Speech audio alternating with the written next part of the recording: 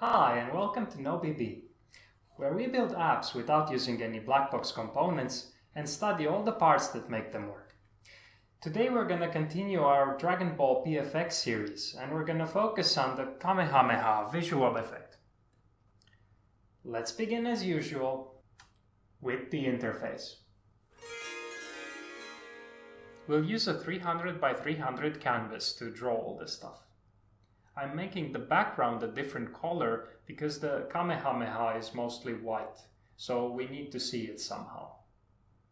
Then I also added here two sliders that will control the size of the ball and the direction of the wave.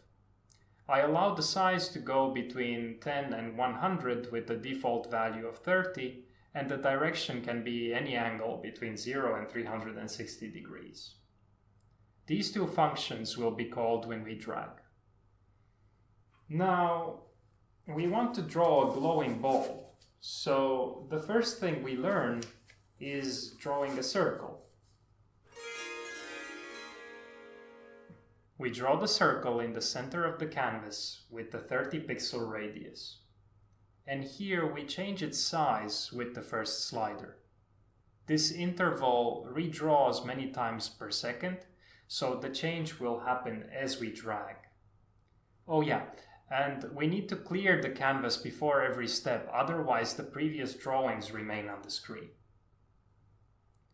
To draw the circle, I first create a polygon with enough edges so that it looks round, and then I draw it using this another function.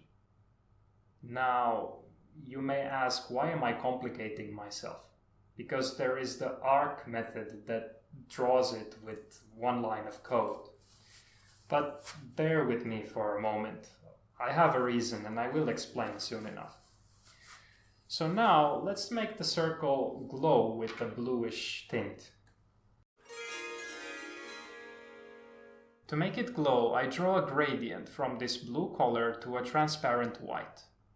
And this value says how thick I want my gradient to be, and to draw the gradient, I put many lines with varying thicknesses on top of each other. And I choose the colors by interpolating between the blue and the transparent white. Now, you may ask again, but why? There is the radial gradient method that does this in one line of code again. Well, now I can answer both of those things. You see, using these two functions, I can draw any kind of polygon with a gradient, not just the circles. And I'm gonna need to do this later in this more complicated part. I'm using it here for modularity and consistency. What we still need to do is change the name of this function to draw glowing polygon. And also I would like the size of the glow to be a parameter here. Now it's the same size no matter how big it is, but I find it looks better if it's made to be a fraction of the ball size instead. Okay, so now let's move on to draw rays of light that are coming out of the ball.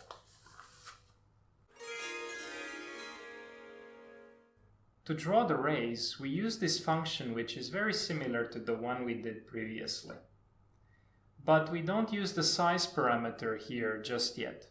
Instead, we use a radius of 0 sometimes, and a radius that is bigger than the canvas size some other times. And we do this because I want the rays to extend off screen. It now happens if the point index is a multiple of 8 or a multiple of 8 plus 1.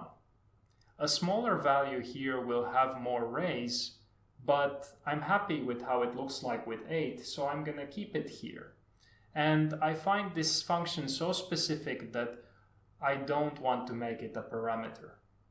Now, for them to rotate, we need to use an angle offset that changes on every frame. We keep track of the current frame in this variable, compute an offset, and add it here. This controls the rotation speed. Again, I'm happy with this value, so I will keep it like that. These what I did just now are not examples of great code. But again, I find this function so specific that it's unlikely that I need to use it elsewhere. And I'll let it be. But I put some comments here to explain what's happening. We actually use the radial gradient function from JavaScript next.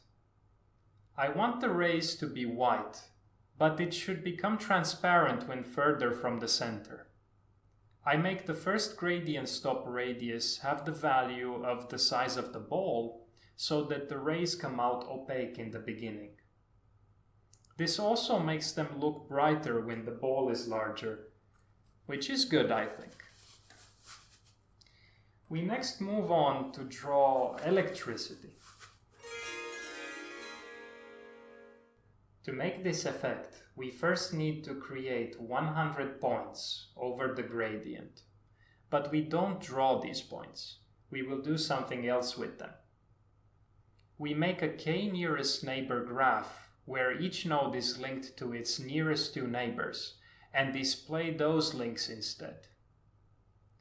To get the k-nearest neighbor links, we iterate through each node and find its k-nearest neighbors.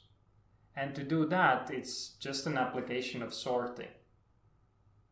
We first calculate the distance from the given node to all others and then implement here selection sort. But we can stop the sorting early, after we found the k-nearest nodes. No need to process the entire list. K is a parameter, so we can experiment with different values, but I find that k equals to 2 looks the best. Well, that's it for the ball. Next episode, we'll do the wave. There's a link to the source code in the description below. I hope you learned something today, and if you did, like this video, subscribe, and press the bell button if you want to be notified when I post. Radu, signing out.